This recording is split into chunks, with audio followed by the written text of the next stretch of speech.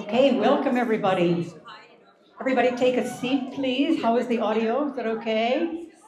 I want to mention to you that if you need or would like a listening device, my friend here, Lori, and someone else will come around, and if you raise your hand, we will give you a listening device for help hearing both the video and the speaker. Anybody? Wow. Looks like You we must are be tired. okay. Good.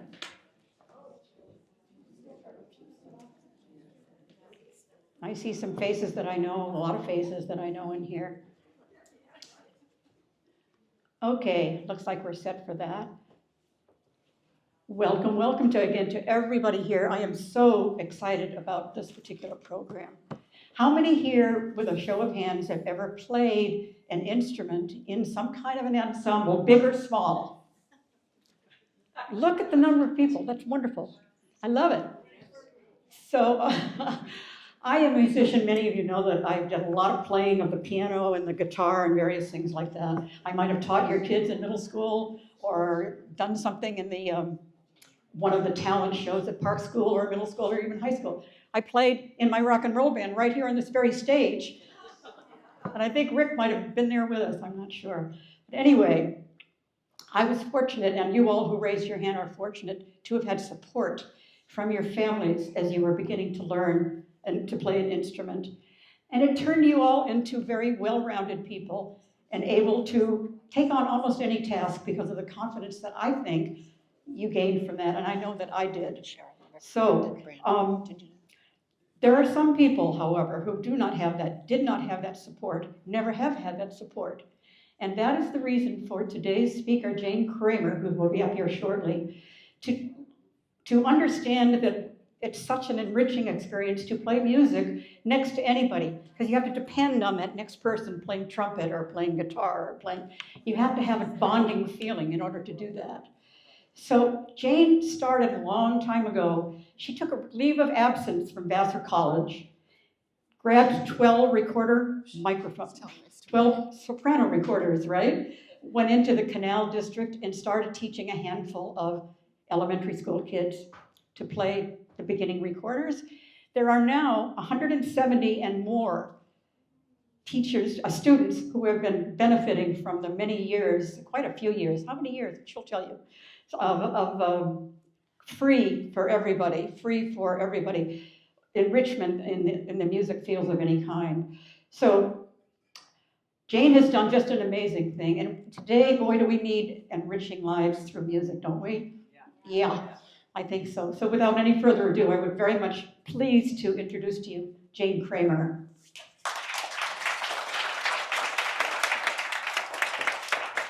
There you go, dear.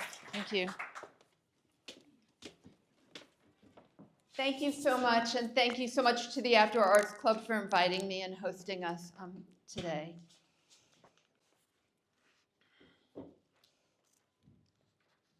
Over the next half hour, I will take you on a musical journey, my journey, from teaching 15 children to play the soprano recorder to joining a global movement for social change through music. From no budget at all to one of over 1.5 million, from 15 children to close to 200, and from just recorders to 3 full orchestras. It has been 15 years since the day I walked into Pickleweed Park Community Center, pitching an idea to teach recorder to young children. It's been 10 years since we expanded to include other instruments, violin, viola, cello, trumpet, trombone, flute, clarinet, and oboe, and 5 since we began our orchestral program. As I look back on this extraordinary journey, I can honestly say that our growth has been steady, with very few missteps or regrets. This is largely because we have maintained a laser focus on our vision, never tried to do more than we could do well, always aspired to attract the best teaching staff, and prioritized depth over breadth. From the start, we committed to providing access to excellence through music in the Canal neighborhood of San Rafael. I am often asked whether I had a grand vision for ELM, and the answer is no. On the other hand, ELM is a direct lineage to my childhood and my early dreams for my future. When I was 7 years old, my parents enrolled me in what is now known as the first integrated school of the arts on the East Coast, the Miami Fine Arts Conservatory. It was started in the 1950s in segregated Miami by a visionary. Every Saturday morning, my mother would drive my sister and me to the ramshackle house where the conservatory was located. Playing music and learning the recorder with my black and brown friends and teachers became my most formative and memorable childhood experience. The founder of this Miami Fine Arts Conservatory's name is Ruth Greenfield, and she was truly my lifelong mentor.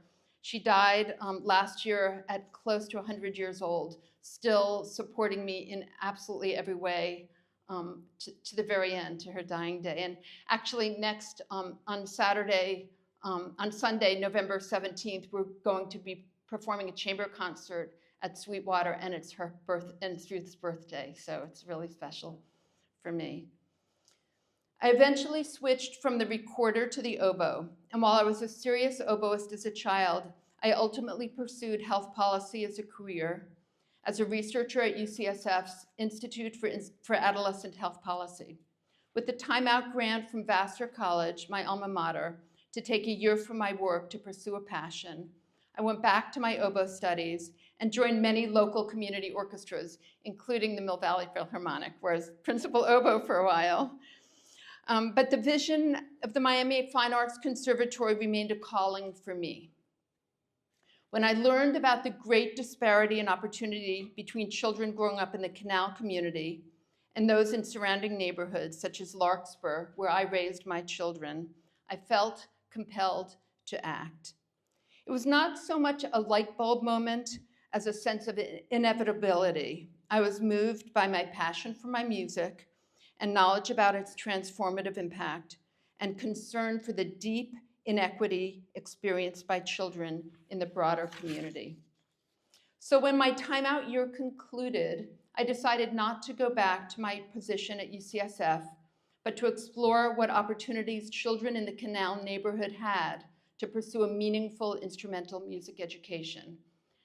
Not surprisingly, the answer was little to none. Without parents who could afford to pay for private lessons or instruments, and lacking school-based certified music teachers, children who grew up in the Canal missed a critical period during which they could explore their musicianship.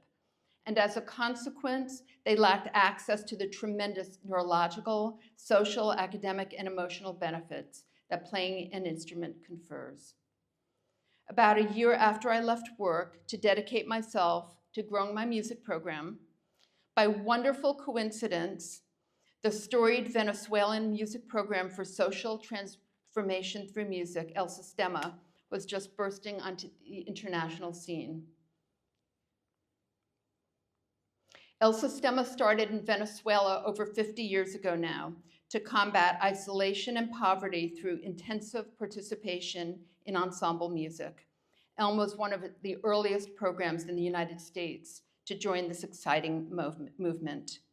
There are now El Sistema programs in over 60 countries around the world, and because of this, our ELM students have opportunities to travel nationally and internationally, to have peers from around the world.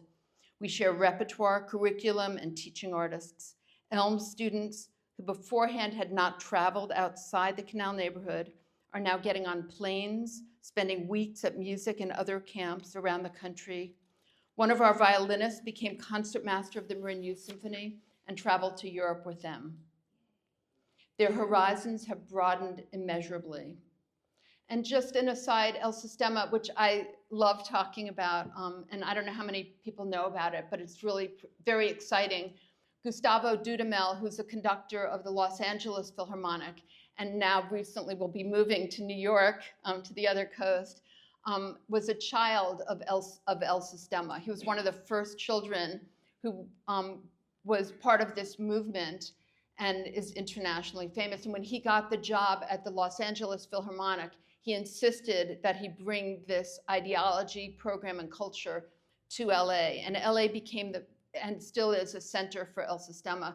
And they yearly create orchestras made of kids from Sistema programs to LA on very strict auditions. It's very, very competitive, and we've had many of our ELM students become part of this national orchestra, which has been very, very exciting for them. They spend 2 weeks in Los Angeles rehearsing all day and then perform at the Walt Disney Concert Hall with Dudamel conducting. And it's been absolutely transformative. And to have like a classical music conductor be a hero for my kids in the canal is always just so exciting for me. And it's really true. I have pictures of them with Dudamel.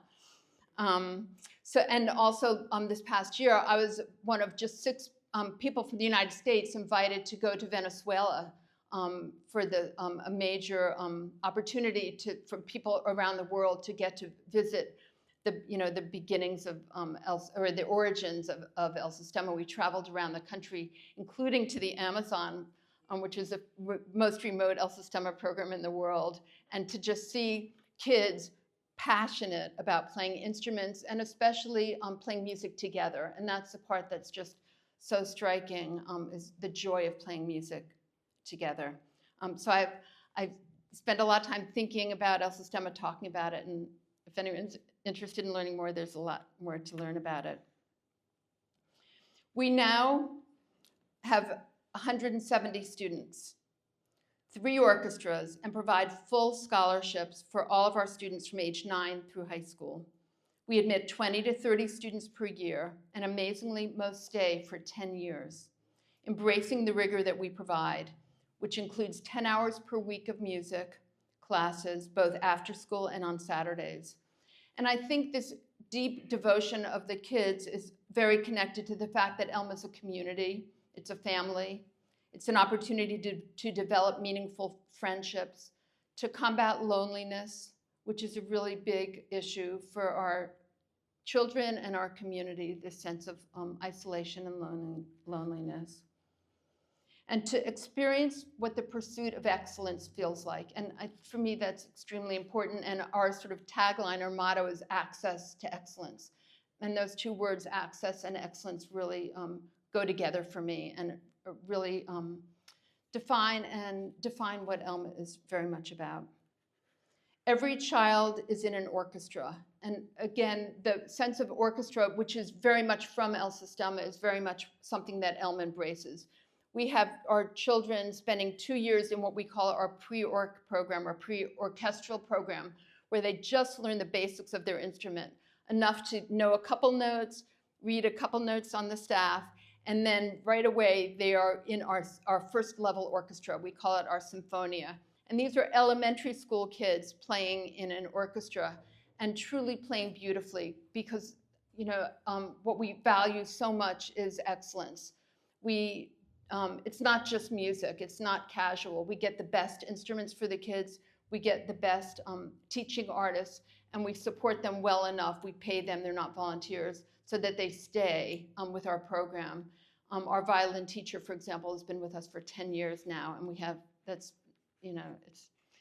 I think it's really remarkable and really a tribute to our program, and also contributes so much to the success of our students. We do not expect our students to become professional musicians, although many may do so, but we know that music will always play an important role in their lives. I just wanted to take a little break from what I was planning to talk about to mention the Canal neighborhood, because I'm curious about how many people are familiar with the Canal neighborhood. Maybe just a show of hands. How many people have been to the Canal? Well, that's more than I would have guessed. So the Canal neighborhood is a highly densely populated community in East San Rafael. There are about 13,000 people who live there. And most of the residents of the Canal are from Mexico, Guatemala, and El Salvador, I would say, are the top 3 countries. Housing is a huge problem, and overcrowding in housing, fear of eviction, is a really big concern. Many of our students live in such densely populated apartments that it actually falls into the category of being homeless, living in an apartment with unrelated people. And one of our students now, who's actually a freshman at UC Berkeley, lives in a two-bedroom apartment where her whole family lives in one bedroom of 5, and her cousins, her aunt and uncle, a family of 5, also live in another bedroom. So there are 10 people living in this apartment, 2-bedroom apartment. And this girl has been in ELM for 10 years. She started violin when she was in 2nd grade. She just got into UC Berkeley, and she's still playing her violin. She plays mariachi violin, and she's still contributing as a mentor to our other ELM students. I'd like to take a minute now to share a video about our students meeting with some older youth from Carnegie Hall. And this is an example of how being part of El Sistema just exposes our program and our students to a much wider national and international community. So as you'll see in this very short video, students were formed into an orchestra from Carnegie Hall. It's called the National Youth Orchestra. They form every summer, and then they tour, and they usually go to a country internationally. And this particular year, they were going to China. So when they were coming to San Francisco on their way to China, we got together with them. We brought our students to San Francisco to rehearse, and then also to do a pop-up performance with them. And so we hired a videographer really quickly who followed one of our boys from his home in the canal to get on the bus to go to participate in this really great opportunity. And this boy, I just talked to him actually. I haven't seen this video for a while, but I watched it in preparation. And this boy has just graduated from college, majoring in chemistry and psychology, and wants to be a neuropsychologist. So his name is Emerson. So he's the boy who starts the video. Lo que más me gusta del concierto es tocar porque la música se siente buena. Y lo que más se siente orgulloso de mí. A mí me gusta tocar el violoncello porque el violoncello es un instrumento grande, pero no es tan grande. Es el size perfecto.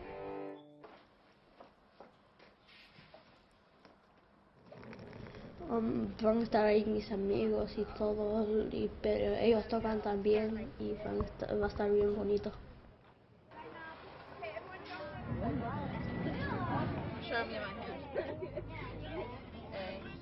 Right now we have the ELM students coming from San Rafael. We met them here at the Palace of Fine Arts in San Francisco. It was the first time that all the different El Sistema inspired programs in Northern California came to become one orchestra together. I was so glad to come, but when I came, I was really kind of nervous. When I was with my friends, I was not really nervous because my friends support me. Having our ELM students working with the National Youth Orchestra was really inspiring for them. They learned so many new things. They got to spend time with these incredibly talented, accomplished young musicians, and they got to hear what really beautiful music sounds like close.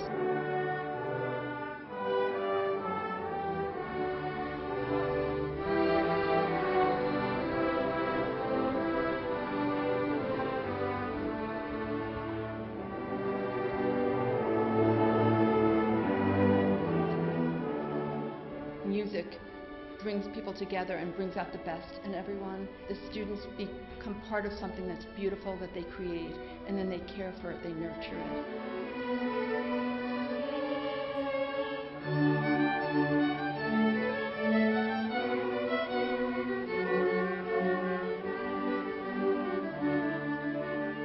So ELM is giving them opportunities just to have this wide view about how the world moves and that they are able to achieve it. Everyone deserves opportunities.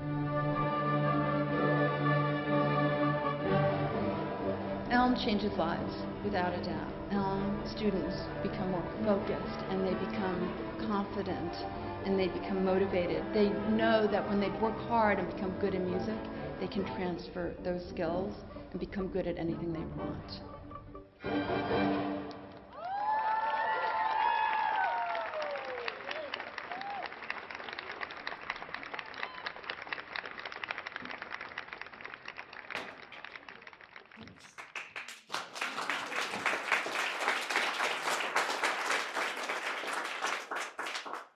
Thank you.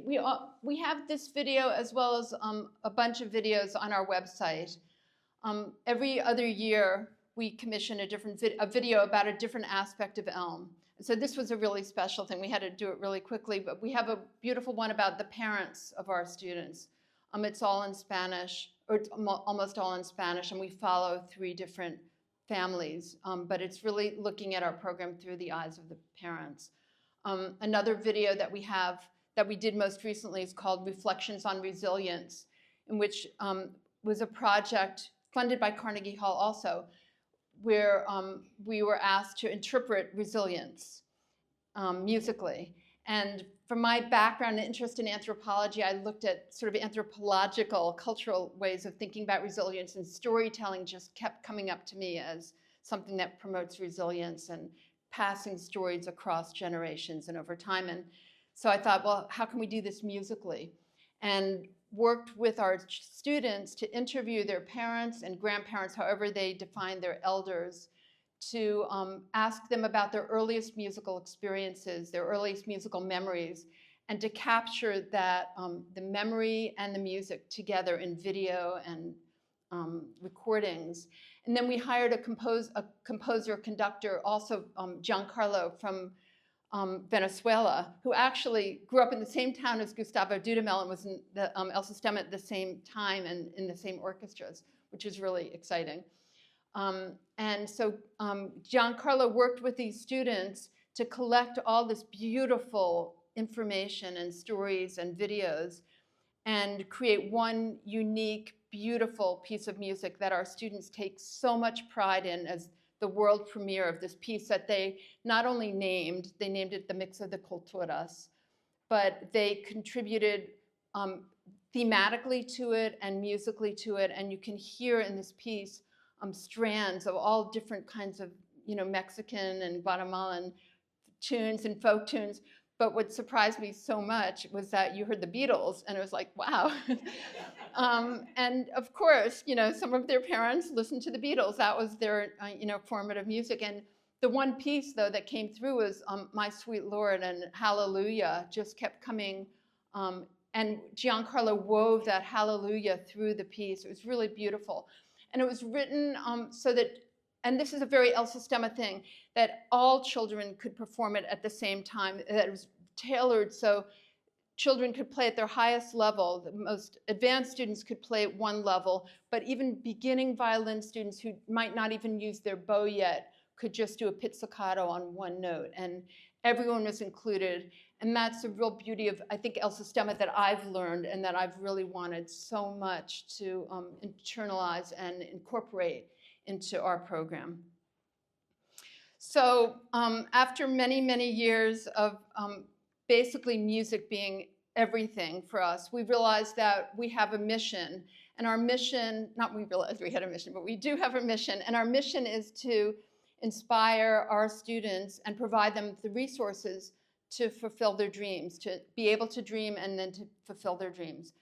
And many of our students, like many students in the Canal neighborhood, were really just not thriving in school. And by 3rd grade, 85% were reading below reading proficiency. And so this figure and number just got worse, not better, without major intervention. And we felt it incumbent upon us to be able to offer more than only the music. And a lot of this happened around the time of the pandemic also. So in a strategic plan that we completed 4 years ago, we recognized that music alone was not sufficient for us to achieve our lofty vision. We needed to do more. We added 3 additional pillars to our work: academic excellence, social and emotional support, and family engagement. We had been doing all of these things in a smaller way, but not in a real focused, disciplined way. Our academic program has been enormously successful, and we now have 30 volunteer reading buddies who come every week and sit with their partner and read. And we work not in isolation, but we work with the schools to get their reading scores so that we can really have a benchmark upon which, are we making a difference? We work with specialists to understand the best ways of reading with our students, best ways to be able to ask questions so that we're focusing on a lot of different aspects of improving their reading. And the most beautiful thing about this project is it's both intergenerational and cross-cultural. And every Monday and Wednesday afternoon when I see the reading buddies with their kids, it just gives me so much pleasure to see the engagement and how much the reading buddies love this program. And they all come to the concerts to see their kids with the flowers and get to meet the kids' parents. And that what we're providing, ELM is providing for the broader community by giving this opportunity to work with our amazing students really gives me a lot of pleasure. And most of our reading buddies not only continue the next year, but take on an extra student and then an extra student. And this is a program, though, that we're growing because we commit reading buddies to every elementary school student in our program. And every year we admit 20 to 30 new students. So it'll be a growing need, and it's really wonderful. The other aspect of our academic program is supporting kids as they get older. So once they hit middle school, we have an on-staff academic reading, academic college, high school and college counselor. And it's made the world of difference. And you can imagine most of our students go to San Rafael High, where there's only one counselor for several hundred students. Of course, our students aren't able to hire private counselors. So we have this one counselor for this year, I think we only have 7 or 8 seniors. And so they get a lot of intensive support in many, many ways. And we also do a lot of networking for our students, which is so important, connecting them to professionals who may be able to help them think about, inspire them for work. And one of these is at UCSF also. There's a program for underrepresented youth who are interested in careers in the health sciences. And this year, several of our students spent 2 weeks at UCSF learning about all the different health sciences. One of them, actually Kimberly, who's at UC Berkeley, is continuing to come to UCSF every week to mentor a Mexican-American doctor at UCSF who she met earlier. And so we have so many connections in the community. It's really exciting and wonderful to be able to support our students to do that. We also partner with many different organizations, 10,000 Degrees, Next Generation Scholar, the Canal Alliance. There's so many wonderful programs that support youth in our community that we totally don't want to reinvent the wheel, and we want to really be able to get the best opportunities and connections for our students. So as I mentioned, the academic program is very, very well developed at ELM and growing. As we're growing, we admit 20 new students a year, so we're growing, and we still have not that many. We don't have 20 at our senior class yet. We're still a couple years from graduating 20 kids at a time. But this next video I'd like to show you is about our first 4 graduates of ELM.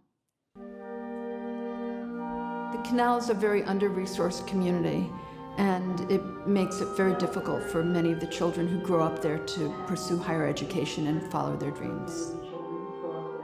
The highest level of education my parents had was probably just elementary. They both crossed the border. They also didn't have any papers, nor spoke any English at all, and they both met each other here in the Canal District. My mom came here from Nicaragua with my older brother when he was about 3 or 4, and it was really hard for her because she couldn't speak the language. Neither of my parents spoke English, and they always said that you need to be the one who pushes forward into going to school, because they didn't get that. They didn't get the full education where they got a high-paid job or something that they wanted to do. I started at ELM when I was 7 years old. When I was 7. When I was 7 years old, Enriching Lives Through music helped me through my childhood because a lot of gang and violence surrounded my neighborhood. If it wasn't for ELM, I would probably be in a gang right now. I'll probably be doing drugs. Instead, I was actually practicing music at home, and wanting to gain more knowledge of music actually helped me through middle school and high school because I attended both music programs in both of those. When I was younger, it was really hard for me to focus. Going to ELM every Saturday and working on paying attention to the teachers and focusing on what I'm supposed to play really helped. The biggest challenge for me in high school was navigating through the system because although my parents put a lot of effort into helping me, I still didn't get that help I needed. ELM helped me speak for myself, ask questions, and it helped me become a leader.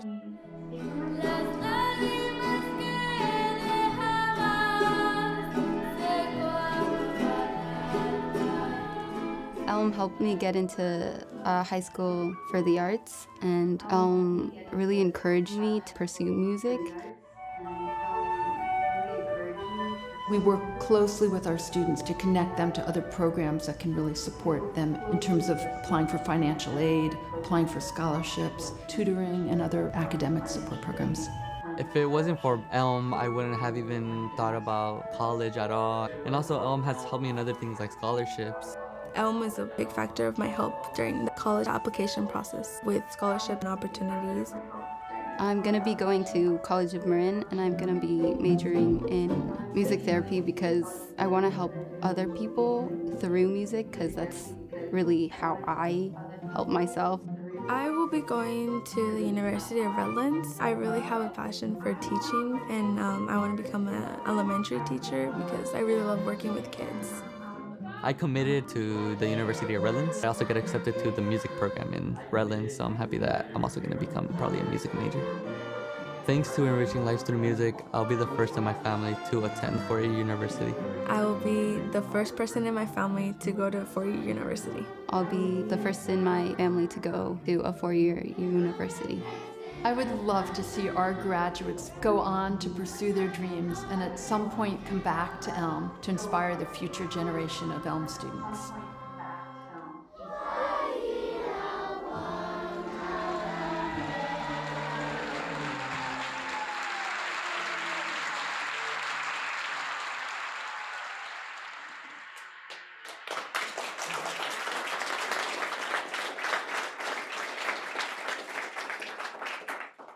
Thank you. So this was a couple years ago, and now of the three kids, Sarahi, the one who plays the cello with the glasses, who sang, has graduated from the University of the Redlands, and now she's a teacher, a preschool teacher at Phoenicia Valley School.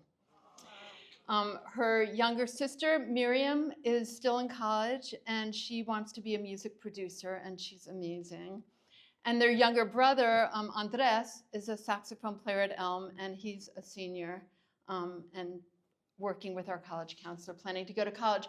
And their father, Odilon, is a guitarist, and he and I just performed at the Day of the Dead together last Saturday at Pickleweed.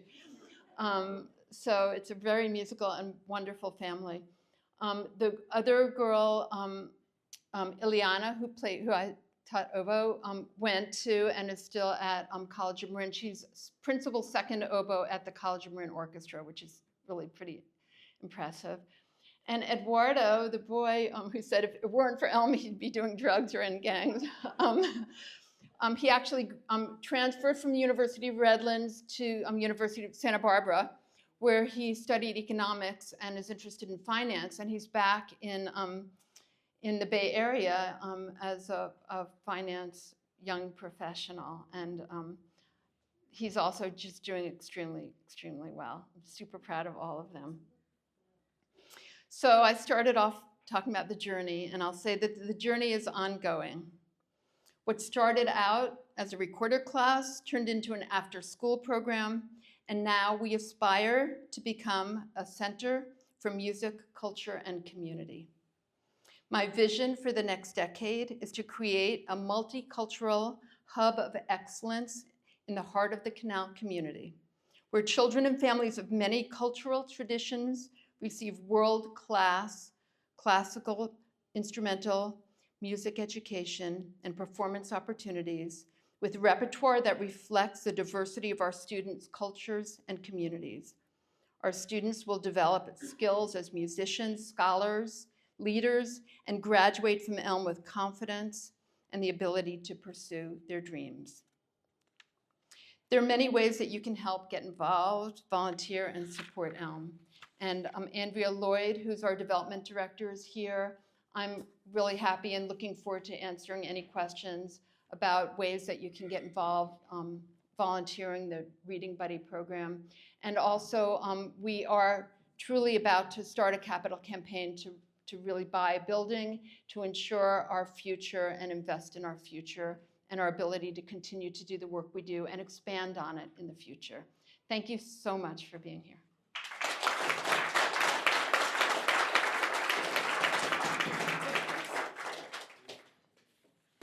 Do you have any questions? Questions? Yeah.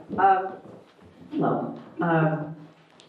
As an aside, I first met Jane when the program was very tiny and the kids came to Tam High. And I will say, watching the parents in the audience who've come across the border and speak any English, and they're watching their child and play a classical instrument, watching their faces was unbelievable. So my question is, as you work with the kids, what happens? Something happen organically with the parents, or is there ways to support them that sort of leak over? Yeah, thank you. And thanks for that great memory. That was just a wonderful experience.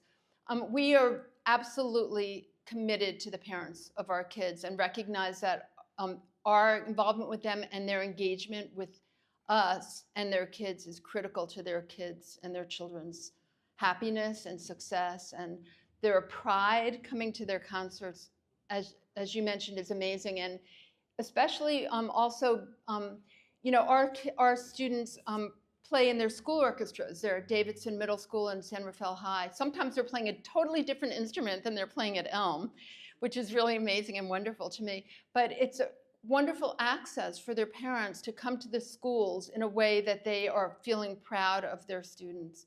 And it's quite unique. As I mentioned, family engagement is one of our biggest strategic priorities, and we do a lot of things with our parents, from having them in music classes to doing workshops with them, having them as volunteers, as volunteer reading buddies. And we have on staff someone who's responsible for parent engagement, because it's such an important component of what we do. I thought I heard you say that the students were coming in at age 9, but I thought they came in at 7, so I was just wondering. Yeah, so they come in third grade right now is the year that we admit the kids. We used to start earlier, and we're hoping that if we do get our building and our center, that we'll begin more of a preschool, much younger, even younger than 7. Some of the kids, the earlier kids, actually, we used to have an El Mitos program and start them at 4 or 5 years old. So right now, we're starting kids in third grade as the youngest we're starting. So that's kind of more 8-ish, kind of splitting the difference. I have a question about reading buddies. So do you need to speak Spanish to be a buddy, and do you go into the home, and what's the process? So no, you don't have to speak Spanish. Our reading buddies mostly read to our students in English. And we have reading buddy time on Mondays and Wednesdays after school. Wednesdays is our biggest program because it's an early dismissal for the kids. So they come and they do their reading before they start their music classes. We also have some who do it on Mondays. We do have a couple kids, and this is a program that I'm hoping to start, newcomer kids. There are many kids who are coming to San Rafael brand new in 2nd, 3rd, 4th grade who don't speak English. And we're lucky to get some of them to come to ELM, and their reading buddies are speaking Spanish to them. But I'm hoping to develop a program at San Pedro that's really working with offering music to newcomer kids. I just can't think of a better thing for kids to be able, who don't speak the language, to be able to feel part of a community. So going back to the answers, it's Monday and Wednesday afternoons after school. You don't have to speak Spanish, and it's usually working with 3rd through 5th graders. Questions? So timing. How do you pick the kids for the program, and do you have to turn any away? It's one of my favorite questions. And that's because we don't audition kids. First of all, I'll say what we don't do. We don't audition kids. We are not looking for talent. We're looking for kids and families who recognize the commitment, because it is a big commitment. As I mentioned, it's 10 hours a week, and who really want to be there, where there's both the parent wants the child to be there and the child wants to be there. So the way we admit kids now that we have our own site, we used to just be at San Pedro Elementary, the elementary schools in Pickleweed. Now that we have our own site that we're renting, kids come to us, which has been really great because we can offer our program to children from the whole canal, not just as an after-school program to one school. So we make sure that children who are age eligible know about our program. We have back-to-school nights, where we invite children and parents to ELM, so that they really get to understand the program. And then there's an application process where the children have to show their commitment, parents do. And with our string program, we've had to, I can't remember, lately we've not had to turn children away. We've expanded the number of spots that we've had available. This year we admitted 20 new brass and woodwind kids, and we didn't have to turn anyone away. We're always looking for opportunities to accept children. And a new innovation, we used to only admit cohorts of kids at 3rd grade. And if you missed that window, then you couldn't get in. And we've changed that around a lot because we realize how unfair that is for kids to have to miss that. So we're always looking for opportunities for older kids to join. We realize it's not a hardship for them to join a class of kids who are much younger. They accelerate quickly, and then they can join their peers. And we look to kids in middle school and high school to join to fill our upper level orchestras also. And I mentioned we have a symphonia level orchestra, the youngest. We have one for middle school kids called the Intermezzo, and then one for high school kids called ELMIO, the ELM Youth Orchestra. And one other addition that I didn't mention about the programs, we have a special program called ELM Cats, the community of artists, teachers, and scholars, 25 students who receive private lessons, chamber music, and mentorship opportunities, community engagement opportunities. Kids who are really, even above the 10 hours a week that they spend with us, want more and want, the kind of intensity that a private lesson can offer them too. Anyone else? We do have more. Good. Is the timing okay? That's great, perfect time. Jane, I just have 2 questions. One is, I kind of remember it's sitting on the floor in Pickleweed. I don't know how long ago that was, and the kids were also maybe sitting on the floor, and you were starting to, there were so many kids, and they were so cute. But then the second question, was that right? Is that something in my memory that? Well, we did start, so I mentioned we started both at Pickleweed and at San Pedro Elementary. And at Pickleweed, we were on Saturday mornings. That was probably you.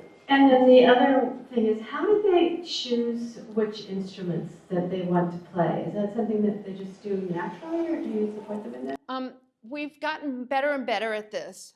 So I'll just give an example from this year. We started a brass and woodwind program, flute, clarinet for winds, trumpet and trombone for brass. And we had a week in the summer where all the kids came and they got to spend time on each of the 4 instruments the first week. And then the second week, through a combination of working with the teacher's recommendation and the kids' desires, they got to pick their first, second choice, and then they got matched. And it works really well instead of sort of saying, you are a trumpet player. With the strings, we have violin, viola, and cello, and we try to do a similar kind of thing where they get exposed and they get to choose. And we're trying to be a little bit more flexible now in terms of kids changing instruments too, because I'm an oboist, and I just don't think I would have had the same passion for a clarinet that I do for the oboe. And so I was really happy I got to, play around and find my instrument.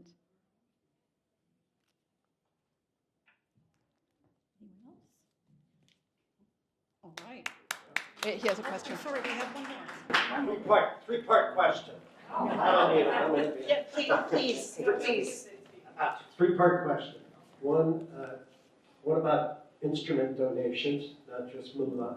Secondly, would you say more about the Sweetwater program? And finally, it's classically oriented. Is there any thought about branching and getting kids turned on also about rock or jazz?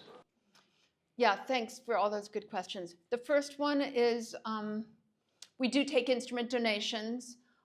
We just got a clarinet the other day. We hope to get instruments in really good shape, because if they're not, it's terrible for students to have. We want all our students to have similarly high-level instruments and not ones that are not in good shape. So if it's a good instrument, we do ask people to have it repaired or have it donated to us in good shape, and people are really kind that way. Sweetwater is it'll be our first time at Sweetwater doing our own concert. And this is the ELM Cats program that I mentioned. Kids are doing chamber music. And so this is a concert that they are playing as chamber musicians. And I have a lot to say about the benefits and the beauty of being in a chamber ensemble as opposed to an orchestra, where children are working on their own with a coach, not a conductor, and they're making artistic decisions together, and the benefits to them are wonderful, and they love it. In terms of genre, one is that we're doing more and more Latin music, and if we get our building and are able to expand, one of my strongest visions for that is to start a Latin track. With like mariachi and other things. And with this Reflections on Resilience experience that we did with a lot of Latin music, it's really inspired me to continue that way. And we're doing a lot of work with Latin teaching artists from around the Bay Area, doing master classes for our kids in different Latin genres.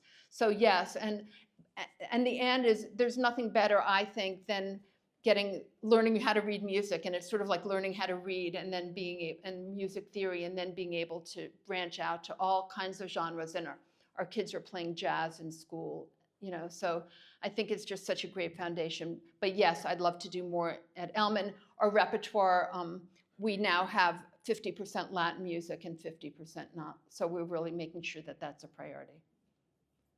Yes. We have some flyers here. It's November 17th at 3 p.m. And yeah.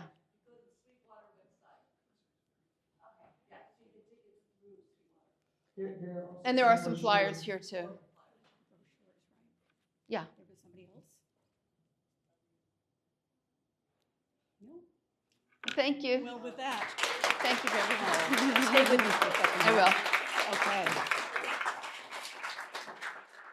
Well, if you're not inspired by this presentation, I don't know what's wrong with you. That was really incredible. Thank everybody for coming. And I would like to present Jane with an honorarium from the Outdoor Art Club, just for being as wonderful as she is. And I hope that all of us will listen to the fact that they need a new building, and maybe we can all help out with that. So, Lori's going to come up and say a few words about the next situation that's coming here. And I want to invite everybody, including you, to enjoy tea and homemade cookies in the other room. So, here's Lori.